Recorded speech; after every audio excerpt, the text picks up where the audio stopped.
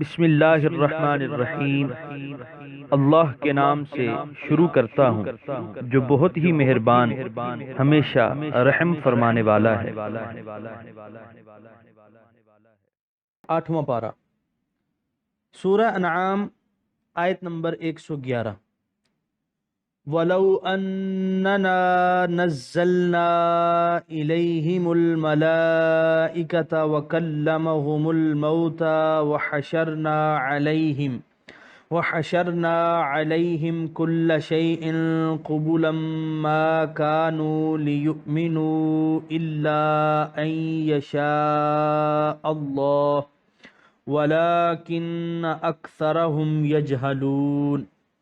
ترجمہ: اور اگر ہم اتارتے ان کی طرف فرشتے اور باتیں کرنے لگتے ان سے مردے قبروں سے اٹھ کر، اور ہم جمع کر دیتے ہر چیز کو ان کے روبرو، تب بھی وہ ایمان نہ لاتے مگر یہ کہ چاہتا اللہ تعالی، لیکن اکثر ان میں سے بالکل جاہل ہیں۔ سورہ انعام آیت نمبر 111 کے پہلے حصے کی تفسیر۔ کفار نت نئے معجزے کی فرمائش کرتے۔ اللہ تعالیٰ فرماتے ہیں کہ اگر ان سب کی فرمائشیں پوری کر بھی دی جائیں، فرشتے آسمان سے اتر کر ان کے پاس آ کھڑے ہوں، مردے قبروں سے نکل کر ان سے باتیں کرنے لگیں، اور ہر چیز ان کے سامنے آ موجود ہو، تو پھر بھی یہ ایمان نہیں لائیں گے، کیونکہ ان کے دلوں میں تلاشی حق کا جذبہ ہی نہیں، ہدایت کی طلب ہی نہیں۔ ایسے لوگوں کا راہ راست پر آنا ممکن نہیں۔ سورہ انعام آیت نمبر 111 کے بقیہ حصے کی تفسیر۔ مگر یہ کہ چاہتا اللہ تعالیٰ، ہاں ان کے ایمان لانے کی ایک صورت ہے کہ ان سے اختیار اور ارادے کی قوت سلب کر لی جائے اور انہیں مجبور محض بنا کر ایمان لانے کا حکم دیا جائے، لیکن ایسا کرنا منظور نہیں، کیونکہ حکمت الہی کا یہ منشا نہیں کہ انسان بھی دوسرے حیوانوں کی طرح عقل و خرد، سوچ بچار، ارادہ و اختیار سے یکسر محروم ہو کر پابند احکام بن جائے، لیکن اکثر لوگ اس حقیقت سے ناواقف ہیں اور یہ چاہتے ہیں کہ انہیں کوئی ایسا معجزہ دکھایا جائے جس کو دیکھنے کے بعد وہ بے اختیار ہو کر اسلام کو قبول کر لیں۔ سورہ انعام آیت نمبر 112۔ وَكَذَلِكَ جَعَلْنَا لِكُلِّ نَبِيٍّ عَدُوًّا شَيَاطِينَ الْإِنسِ وَالْجِنِّ يُوحِي بَعْضُهُمْ إِلَى بَعْضٍ زُخْرُفَ الْقَوْلِ غُرُورًا وَلَوْ شَاءَ رَبُّكَ مَا فَعَلُوهُ فَذَرْهُمْ وَمَا يَفْتَرُونَ۔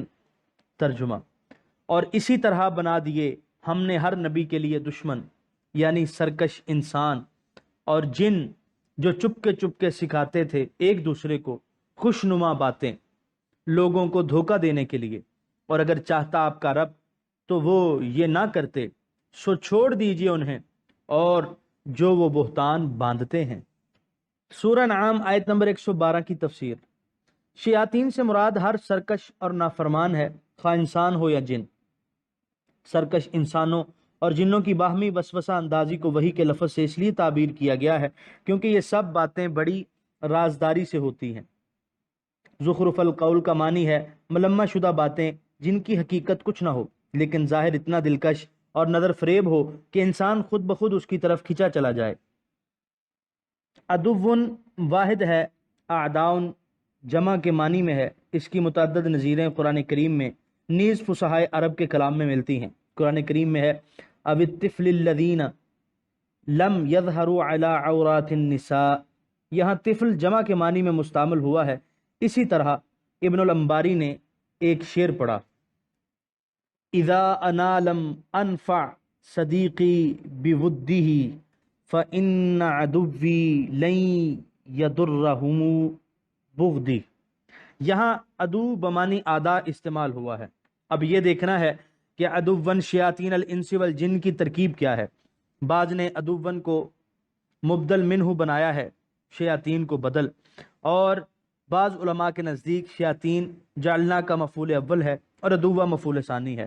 آیت کریمہ کا مفہوم یہ ہے: اے حبیب، یہ نابکار جو آپ کو تنگ کرتے ہیں، بات بات پر اعتراض، قدم قدم پر شرارت اور اسلام کو ذک پہنچانے کے لیے ہر وقت آپس میں صلاح مشورے کرتے رہتے ہیں اور آپ کی مخالفت پر ایک دوسرے کو اکساتے رہتے ہیں، یہ کوئی انوکھی بات نہیں، قدیم سے یہی دستور چلا آتا ہے، اس لیے آپ ان سازشوں کو خاطر میں نہ لائیے اور ان سازشیوں کے متعلق فکر نہ کیجیے۔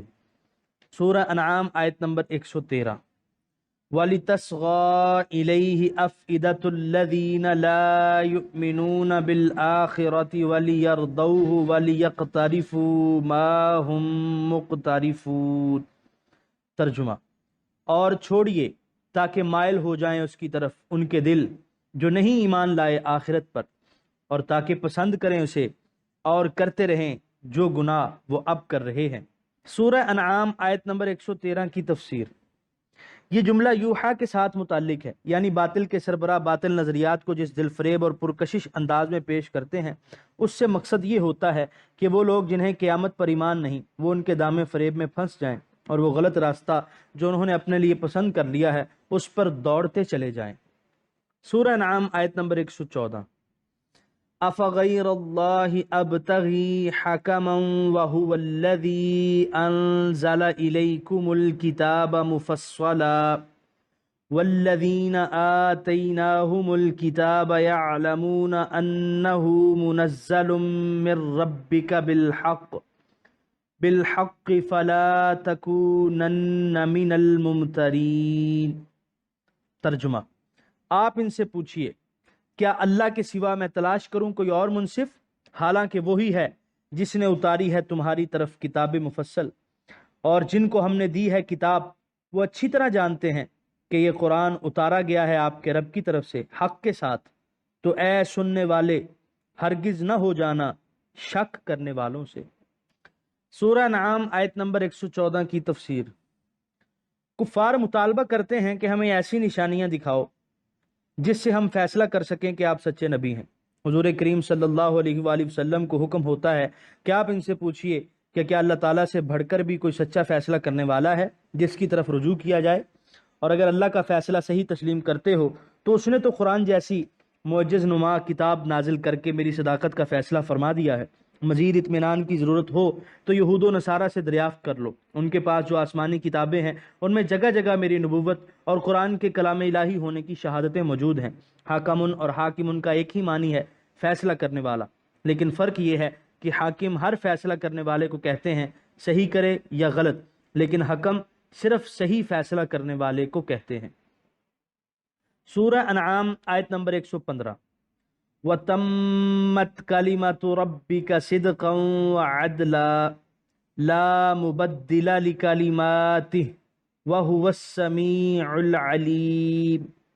ترجمہ: اور مکمل ہو گئی آپ کے رب کی بات سچائی اور عدل سے، نہیں کوئی بدلنے والا اس کی باتوں کا، اور وہی ہے سب کچھ سننے والا جاننے والا۔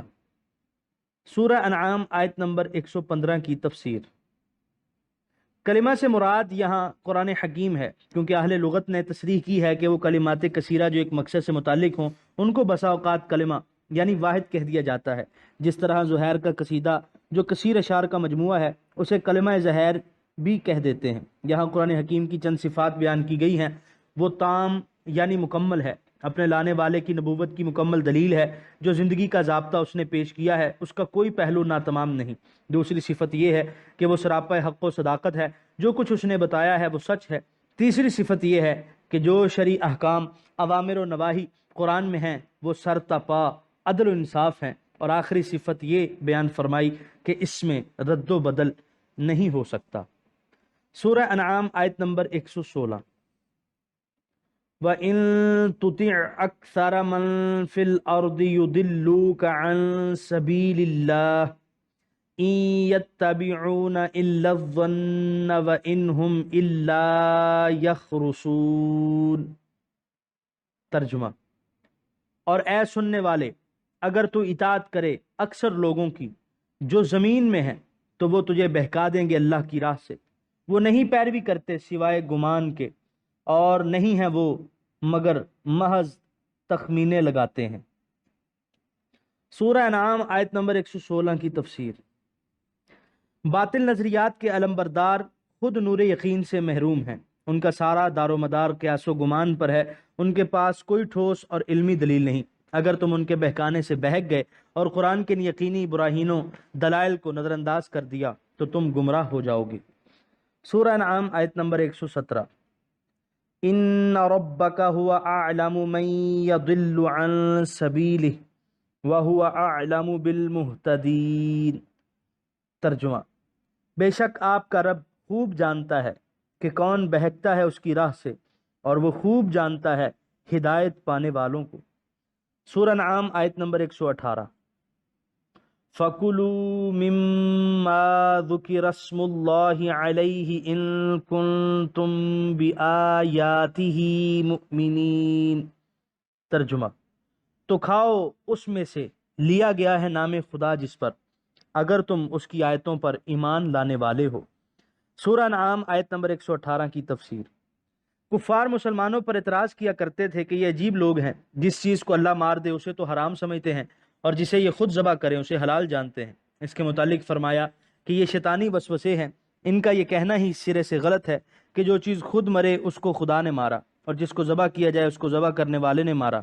ہر چیز کا مارنے والا اللہ تعالیٰ ہی ہے۔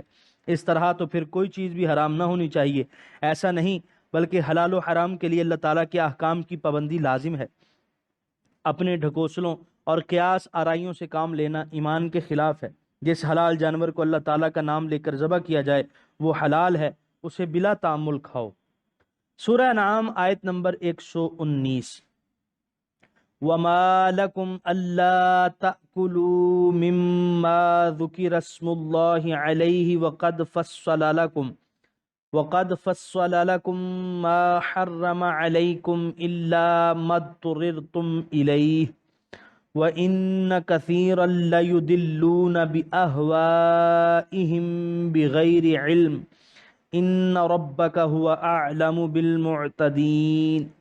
ترجمہ: اور کیا ہوا تمہیں کہ نہیں کھاتے ہو تم اس جانور کو لیا گیا ہے اللہ کا نام جس پر، حالانکہ اللہ تعالیٰ نے مفصل بیان کر دیا تھا تمہارے لیے جو اس نے حرام کیا تم پر، مگر وہ چیز کہ تم مجبور ہو جاؤ اس کی طرف، اور بے شک بہت سے لوگ گمراہ کرتے ہیں اپنی خواہشوں سے بے علمی کے باعث۔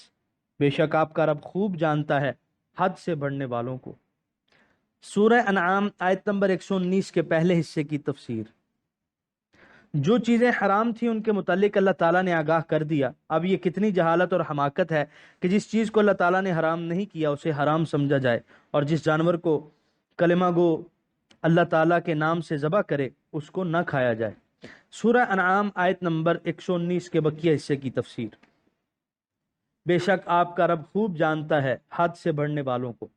اس آیت میں وہ لوگ غور کریں جو اس جانور کو حرام کہتے ہیں جسے اللہ کا نام لے کر ذبح کیا جاتا ہے، اور اس وقت کسی غیر کا نام نہیں لیا جاتا، اور اس سے مقصد محض کسی بزرگ کو اصال ثواب ہوتا ہے۔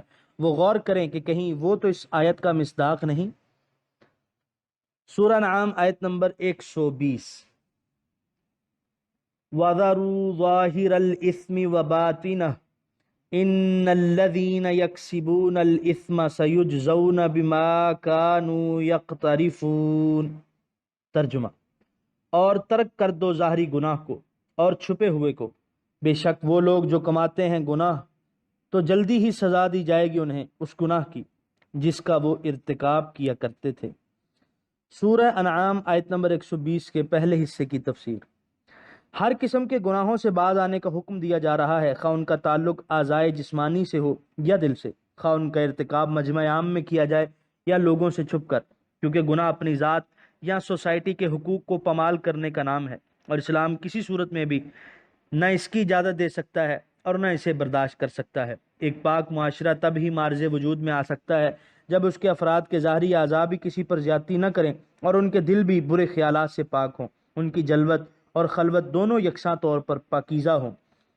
زمانہ جاہلیت کے عرب چھپ کر زنا کرنے کو حلال سمجھتے تھے۔ آج بھی یورپ کا جاہلی تمدن گناہ کی اس تفریق کا قانونی طور پر معترف ہے۔ اسلام جس معاشرے کی تشکیل کے لیے کوشاں ہے وہاں گناہ کی کوئی گنجائش نہیں، جلوت و خلوت یکساں طاہر، ظاہر و باطن دونوں پاک ہوں۔ سورہ انعام آیت نمبر 120 کے بقیہ حصے کی تفسیر۔ جلد ہی سزا دی جائے گی انہیں اس گناہ کی جس کا وہ ارتکاب کیا کرتے تھے۔ اس سے معلوم ہوتا ہے کہ انسان جمادات کی طرح بے اختیار و بے ارادہ نہیں، بلکہ اس کے افعال اس کے اختیار و ارادہ سے صادر ہوتے ہیں، اسی لیے اس کے اعمال کے متعلق اس سے باز پرس ہوگی، لیکن اس کا یہ اختیار اور ارادہ اسے اللہ تعالیٰ کے قبضہ قدرت سے باہر نہیں کر دیتا۔ یہ ارادہ اسی کا عطا فرمودہ ہے۔ سورہ انعام آیت نمبر 121، وَلَا تَأْكُلُوا مِمَّا لَمْ يُذْكَرِ اسْمُ اللَّهِ عَلَيْهِ وَإِنَّهُ لَفِسْقٌ وَإِنَّ الشَّيَاطِينَ لَيُوحُونَ إِلَىٰ أَوْلِيَائِهِمْ لِيُجَادِلُوكُمْ وَإِنْ أَطَعْتُمُوهُمْ إِنَّكُمْ لَمُشْرِكُونَ۔ ترجمہ: اور مت کھاؤ اس جانور سے کہ نہیں لیا گیا اللہ کا نام اس پر، اور اس کا کھانا نافرمانی ہے، اور بے شک شیطان ڈالتے ہیں اپنے دوستوں کے دلوں میں اعتراضات تاکہ وہ تم سے جھگڑیں، اور اگر تم نے ان کا کہنا مانا تو تم مشرک ہو جاؤ گے۔ سورہ انعام آیت نمبر 121 کی تفسیر۔ پہلی آیت میں یہ حکم دیا گیا کہ اللہ تعالیٰ کی حلال کی ہوئی چیزوں کو حرام مت کہو۔ اس آیت میں حکم دیا کہ اللہ تعالیٰ کی حرام کی ہوئی چیزوں کو حلال مت سمجھو۔ وہ جانور جو خود مر گیا وہ بھی حرام ہے، اور جسے ذبح کیا گیا لیکن دانستہ اس پر اللہ کا نام نہیں لیا گیا، یا اللہ کے نام کے ساتھ کسی اور کا نام بھی لے دیا گیا تو وہ بھی حرام ہے۔ اس آیت سے معلوم ہوا کہ جو شخص اللہ کی حرام کی ہوئی چیزوں کو حلال یقین کرتا ہے وہ مشرک ہو جاتا ہے۔ حضرت صدر الافاضل رقم تراز ہیں، کیونکہ دین الہی میں حکم الہی کو چھوڑنا اور دوسرے کے حکم کو ماننا اور اللہ کے سوا دوسرے کو حاکم قرار دینا شرک ہے۔ خزائن العرفان۔ یہاں پر 8ویں پارے کا پہلا رکوع مکمل ہوا۔